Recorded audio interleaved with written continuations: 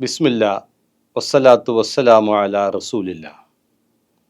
സഹോദരന്മാരെ, സഹോദരികളെ, മുസ്ലിങ്ങൾ പരസ്പരം കണ്ടുമുട്ടുമ്പോൾ സംസാരം തുടങ്ങും മുമ്പ് സലാം തുടങ്ങണം എന്നതാണ് ശരിയായത്.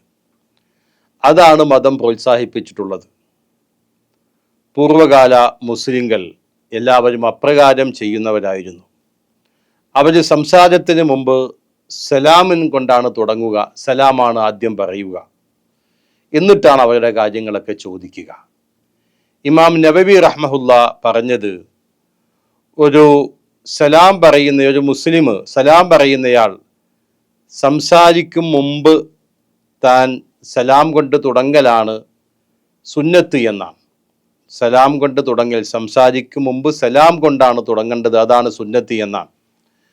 അതാണ് സലഫു സാലിഹികളൊക്കെ പ്രവർത്തിച്ചിട്ടുള്ളതും അവർക്ക് ശേഷമുള്ളവരൊക്കെ ചെയ്ത് അറിയപ്പെട്ട കാര്യം അത് തന്നെയാണ്. അതുകൊണ്ട് തന്നെ അതാണ് മുഅ്തമദ്. ആദ്യം സലാം പറയുക, എന്നിട്ട് തൻ്റെ കാര്യങ്ങൾ സംസാരിക്കുക, അതാണ് ശരിയായത് എന്നാണ്. എന്നാൽ ഇമാം തിർമിദി ജാബിർ റളിയല്ലാഹു അൻഹുവിന് ഉദ്ധരിക്കുന്ന ഹദീസ്, സലാം അസ്സലാമു ഖബ്ലൽ കലാം എന്ന ഹദീസ് ഉണ്ടല്ലോ, അത് ലഈഫാണ് എന്നുകൂടി മനസ്സിലാക്കുക.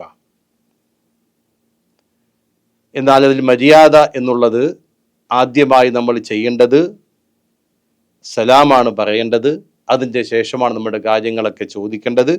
അപ്രകാരമാണ് പൂർവികർ നിർവഹിച്ചു പോന്നതും അവർ ചെയ്തു പോന്നതും അങ്ങനെയാണ് എന്ന് മനസ്സിലാക്കുക.